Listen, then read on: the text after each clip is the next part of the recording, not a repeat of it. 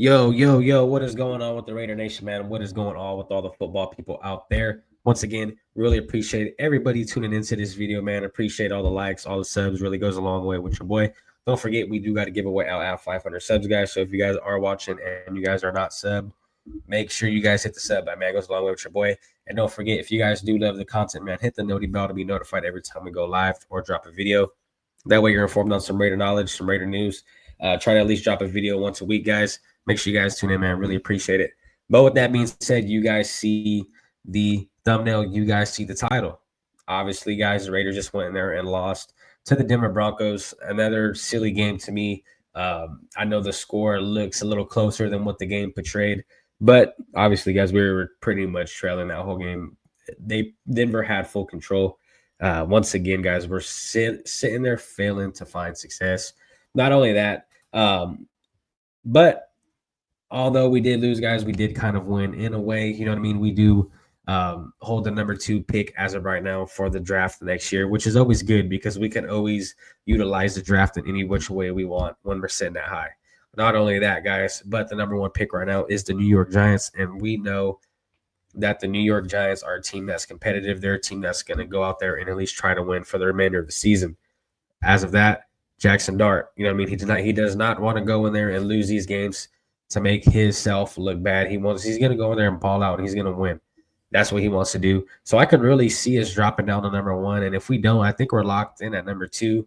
And either which way this goes, if the Titans drop back down to number 1 or the Giants remain number 1 for the rest of the season, I don't think any of those teams, honestly, will be trying to look for another quarterback. So that's a good sign for us. Not only that, guys, but if it comes down to it, and let's say a couple quarterbacks don't come out, and we're not really liking what we see, we can always trade back for a whole lot of picks if we're sitting at number 2 or number 1. So that's a really good sign for the Raider Nation, guys. That's a really good sign for us to look forward to. That we have a lot of flexibility when it comes to the draft. Not only that, but I think we're sitting at 10 or 11 draft picks already. So if we trade back and grab a couple more, I mean, we could have a really stacked draft this season, depending on how it goes. Now, with that being said, guys, we have a record of drafting bad. We have a record of going in there and getting all these bust players. We've seen it happen. Cleveland Farrell, Jonathan Abram, Jamarcus Russell. I mean, we could go down the list, right? So that's the thing, guys, here is we have to really make sure with this pick coming up, we really got to go in there and do our homework on who we're getting, and we really got to see what we're building around. You know what I mean? Obviously, offensive line needs help. In my head, guys, if it was my plan, I would say let's at least attempt to rebuild it in the offseason in free agency. It's going to cost a little bit of money, but hey, we got it, so why not go out there and invest?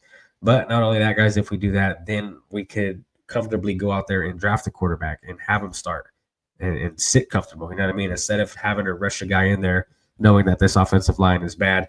And I'll tell you this, if we go in there next year with this same offensive line, I'm not going to be confident at all in this team. And I still think that we'll be another top 5 pick next year if shit does not change when it comes to the offensive line.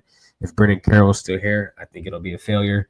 I hate to say this about Pete Carroll, man, but his time is up. And I don't think he's the answer for us. I don't think he's the way to go. Honestly, we need a coach that's going to go in there and be able to build a chemistry with his team. Go in there and be able to spend some time with the guys. I'm not talking about a year or 2. I'm talking about 5+ years. Go in there, rebuild this team the way that he'd like it.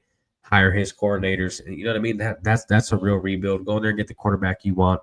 But, guys, another thing, with us having that kind of draft stock, having those 10+ draft picks, and potentially having the number 1 overall pick, if we do decide to let go of Pete Carroll, this will definitely draw a lot of attention to this team as a head coach. And I mean, this is going to have people wanting to come and try to rebuild the Raiders. You know what I mean? It'll be a good look for somebody who's trying to really go out here and make a name.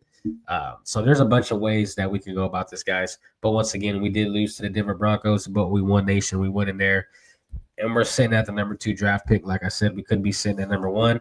But let me know how you guys feel about this, man. Once again, appreciate everybody tapping in. Appreciate all the love, man.